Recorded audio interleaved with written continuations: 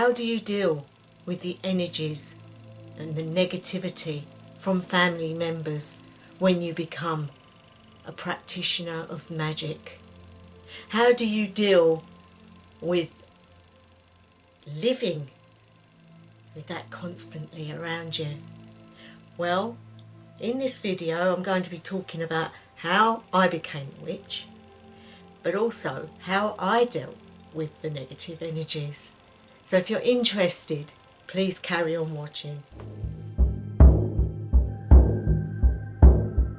Hi guys, I'm going to be talking today firstly about my journey into the craft, but also how I deal and have dealt with the negativity from family members and those around me, because it is a big thing and a lot of people don't realise just how difficult it is when you are bombarded every day, or whenever you see family or friends, people that are ignorant to what it is you do, that are judging you. It's not easy. So we're going to go into that, but first of all I'm going to talk a little bit about where my life really became intertwined into the craft. When I was growing up, I had a grandmother, but she was very, very old when I was very young, so I don't remember too much about her. But what I do remember was the stories she would tell me about the Norse gods and goddesses, about things that she liked to do in the kitchen that was to do with herbs and things like that. I also had a mother that was in denial. She would be known in the family as Dr. Smith because she always knew what was wrong with people, how to deal with it, and many remedies that she used were not off of the shelf in the chemist. So I grew up not knowing that I was different, but when I was very young I had psychic abilities, and so did my sister. And because my mother didn't want this, and she would tell us no, no, no, there's no such thing, nothing to do with ghosts or anything to do with that. We were sent to Sunday school, we was taught to become Christians. Well, I couldn't help the fact that I had this longing really to find out about these things because they interested me. And I was also seeing spirits and things like that, which I didn't know at the time I was seeing. As far as I was concerned, they were just people. As I got older, things started to change. I wasn't seeing them so much, but I always felt like there was somebody with me, maybe a guardian angel or something like that. And even though I was pushed into the church, I never really enjoyed it or fitted in. I always felt like an outsider, of course. My mother got me into the Girl Guides and the brownies and things like that. I still didn't feel like I fitted in. And at age 11 I died on the table during a burst appendix, and I saw things and it made me very religious, and I did look into the Bible and all the different religions that went with that. Deep in the back of my mind, none of that really fulfilled me. There was something missing, and it was at a later date that I decided to look into the craft. Now, my first sort of brush with it was at one of these well-being fates where you'd walk around and there were people showing off their different, you know, healing things like Reiki and Egyptian healing techniques and crystals and things like that. And I thought, oh, this is interesting. I then found out that deep in the past of our family, we'd had some cunning women. Women that was renownedly known that they would help people and people would go to them for that help. And I first got interested in healings. So I decided to get involved with the local spiritualist church. And they actually taught me the healing with the hands-on healing technique, which brought me into the psychic part of my life that I had left behind. I started to study in a circle for progressing mediumship abilities. And I did quite well. I ended up doing platform work in Spiritualist Church. There was something different about me to them. When it came to them Christianising it, I didn't feel that that was what it was about. I had my own ideas, my own way of looking at things. And again, I just didn't feel like I fitted in. It was at this time I realised that I wanted to look into witchcraft. So I went to the local esoteric store, which I found. I wasn't looking for it, but it was round a back street, funnily enough. It wasn't even in the main street. It was this tiny little shop, and I walked in and I felt like I'd come home. There was burning incense and crystals and books and statues, and the people were so kind. They knew when I walked in there was something, and they started to talk to me. And when I mentioned some of the stories that I was taught as a child, they went, yes, that's a goddess, yes, that's a god, blah, blah, blah. And I just thought these were just fairy tales and didn't realise that they were the real gods and goddesses. So they gave me books to read and music to meditate to, and I joined the Reiki study group and learnt different things. And it was at this time that I got my own little group together with people. We didn't know what we were doing, but I read lots of books and videos, and we just sort of put everything together. There was still something missing. I just wanted the real deal. I wanted the essence. I wanted to know more. And it's this time that somebody told me about a group. They run a big thing once a year or twice a year in Croydon in London, and you could go there and they had workshops and you could find out more from different people. And so I went to this gathering and thoroughly enjoyed myself. And I just felt I was at home with all these different people. They were wonderful and they were so friendly and so helpful. Somebody told me about a site, and this site showed you different groups that were available if you wanted to join a coven. So I looked, and it did take a couple of years, guys. It didn't just happen overnight, but I looked and I searched, and I came across a coven. Well, I went through a few actually, went for interviews, and a lot of them didn't really suit me. They wasn't what I was looking for, but one in particular was, and so I joined it. Now, it was a very strict coven, but it was near the source, and it taught me so much. And I'll always be grateful to them for what I learnt. Over the years, I learnt and I became a high priestess. This magic changed me. It changed me as a person. This training changed me. My values, my core values changed. My attitude, going out and about was different. I didn't want to do the things that I used to do. And of course, being in a relationship with children at this time, it was difficult for my other half to understand where I was at. And at sometimes I got a lot of grief because he thought I was putting that before him. And to be honest, guys, I really do think at some stages I was. It's hard to get an even balance when you are training because you have to put so much effort into it. Everything else gets put to one side. I don't think it was a bad thing, but don't think I was as balanced as I could have been.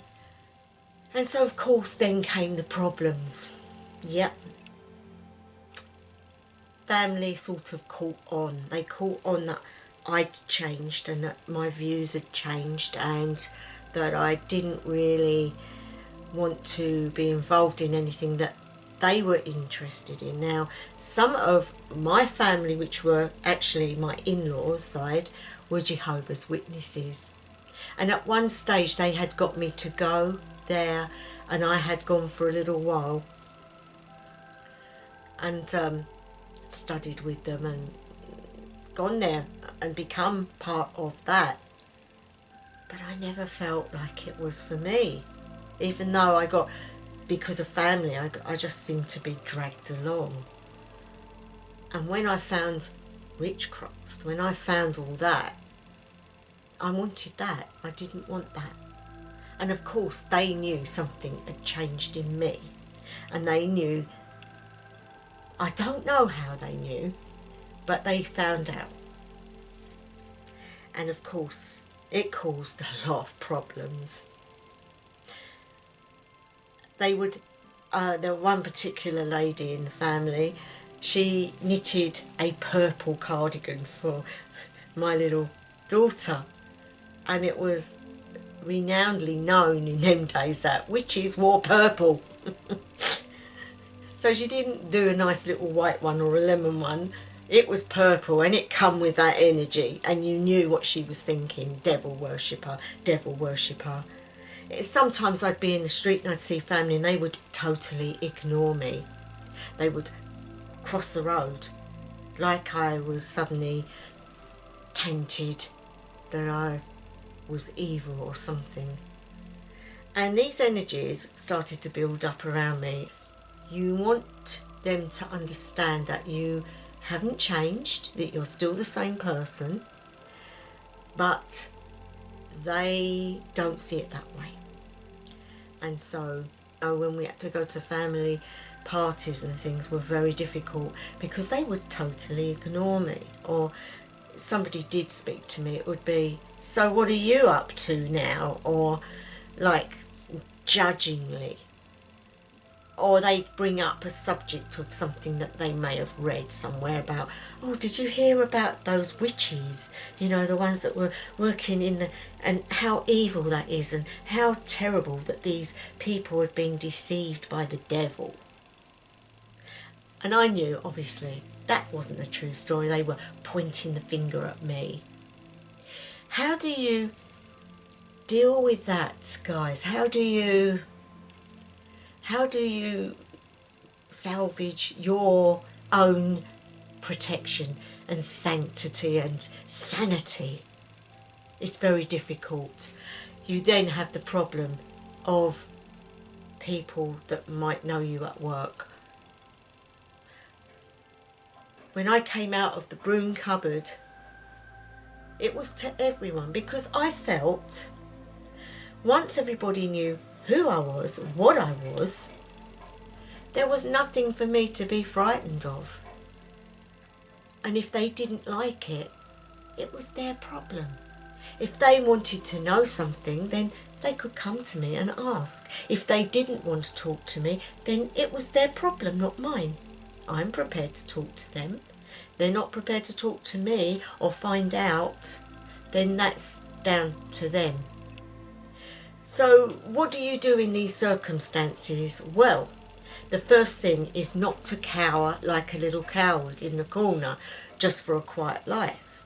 And the second thing is not to let them think that they're upsetting you.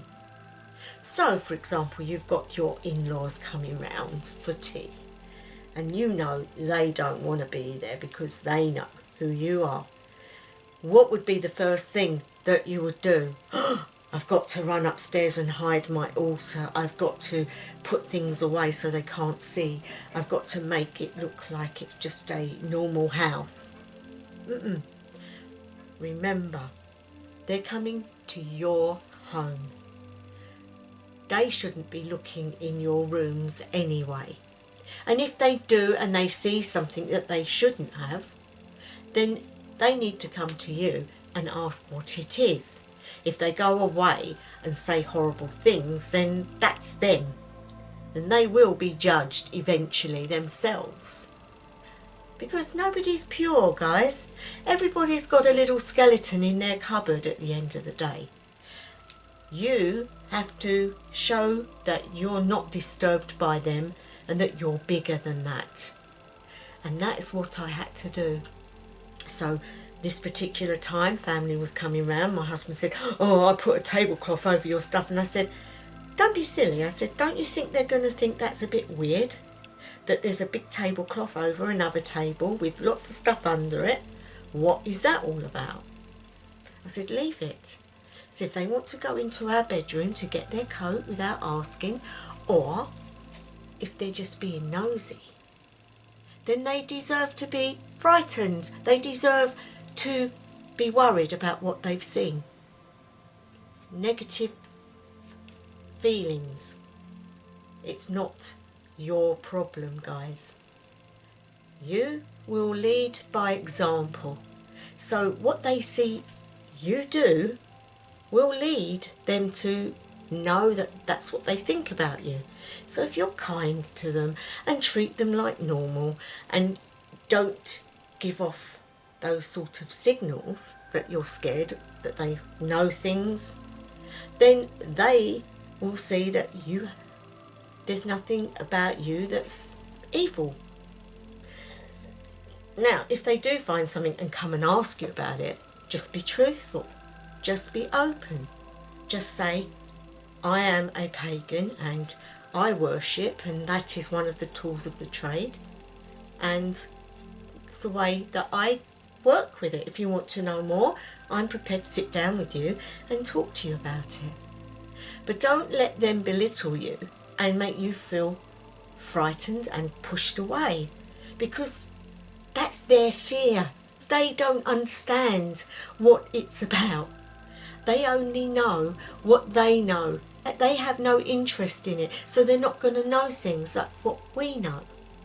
So my words to you on the subject would be to be open, to be friendly, to lead by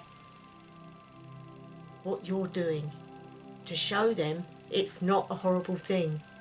If they say something detrimental to you about they know more than what you do, just say to them, "I'm sorry you feel that way, but it's not what you're saying, and I suggest you go and research it again. I'm here if you want to talk about it." And then, of course, if they give you the wide berth, that's not a problem, is it? Because at the end of the day, they're not there to worry you. Words will only hurt if you let them. Actions will also only hurt if you let them. Be the bigger person, guys, and don't let it worry you. In time, they will accept it. They will accept that you are on a different type of life to what you was on before. And even though they may have judged you badly, in time they will see that you've not turned into something really horrible and nothing bad has happened. And they will learn to allow you to be. And now, in my life now, I don't have a problem, because people know what I am, who I am, and that's the way it is, because I will not be told what I can and cannot do. It is my life. It is my choice. And that is the way I deal with it, guys. So if you're having a problem, try to see it from their angle. I know it's easy not to, but try to see it from their angle and then work with that. You know, for example, if your mother-in-law suddenly become a Buddhist and shaved all her head and wore orange and went round chanting all the time, you're going to be a little bit stunned. You're going to be a little bit, well, what the hell? And the one thing you're not going to want to do is go to her and say, "What's happened?" Or you might say something, or you might give a wide berth because you're scared. You don't understand what's happened. So sometimes when these people act like that towards us, we're thinking that they're being horrible by evading us or ignoring us or not wanting to speak about things, when in fact it's fear. They don't understand what's happened, what it's about, only what they see on the TV or what they've read. And of course we all know, guys, that what they put on that television is not true. Most of the time it is not true. It is not the way we practice. Also, they will learn to accept over time, but you have to let them have that time.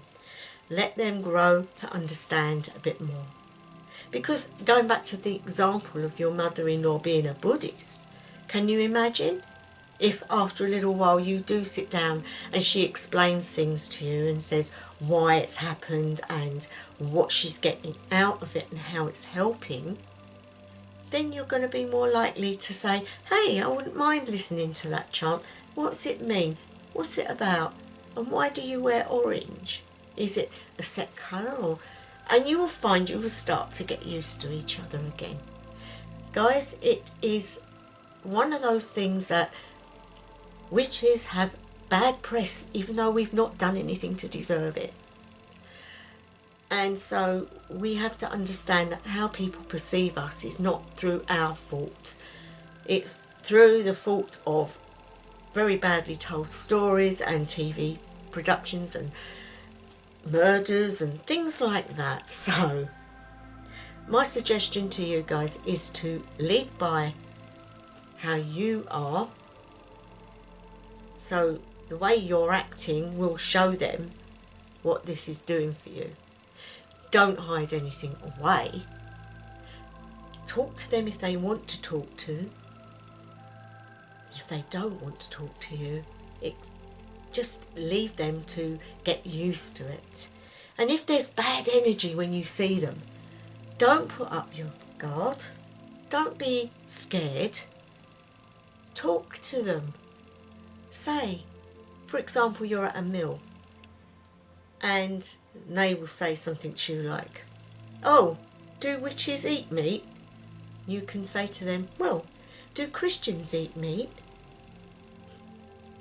It's no different. Some do and some don't. It's not a religious thing, it's more a choice. And when they get used to that, the next time you see them, they say, oh, do you drink red wine because it's like blood? And then you will say, what do you mean by that? There could be thoughts in the back of their minds that you're killing animals, that you're using blood, that you might be part of a group that's evil. You don't know what's going through their mind, but what you can do is alleviate their fears by maybe on their birthday sending a pagan birthday card with a little piece from the goddess showing beauty and power and love. At Easter, instead of an Easter card, send one from Eostra showing the eggs, the true meaning. Slowly, bit by bit, they will get used to this and they will understand it a little bit more, and eventually you will find those energies will die down. I'm not saying it will be perfect, but it will be a lot easier to deal with. I mean, I've had terrible things said to me about I shouldn't be allowed to have my children, that I'm evil and stuff like that, but you've just got to go away, don't respond, and lead by the way you are. Show them that you're not that person that they think you are. So for those of you out there that's going through this at the moment, I hope this has helped you a little bit. If you've got a specific problem, maybe I can help. If you leave it below, I will get back to you and talk to you about it. But really, guys, you just have to remember, at the end of the day, they are people, they're human beings. They have fear within them. They're worried for you. They're worried what might be happening to you because they don't understand. When they understand, they will be more accepting of it. So try to see it that way and do not be frightened. Do not hide yourself away when they come. Don't hide your things away. It could be the thing that breaks the ice and lets you talk openly. So by hiding all your tools of your trade and your statues, you're really saying, I'm doing something that's not right, which is not true. And they have to see that. You don't go to their house, they have to hide anything from you. And it should be the same the other way round. I hope you're all well. I hope things are great for you, and I hope you have a nice holiday, because it is the holidays for a lot of you. Thank you to my new subscribers. I really do appreciate your subscriptions. It means the world to me. And thank you to those that are always here supporting me and just being there. It's lovely to be able to talk to the people that I know their names and part of the community.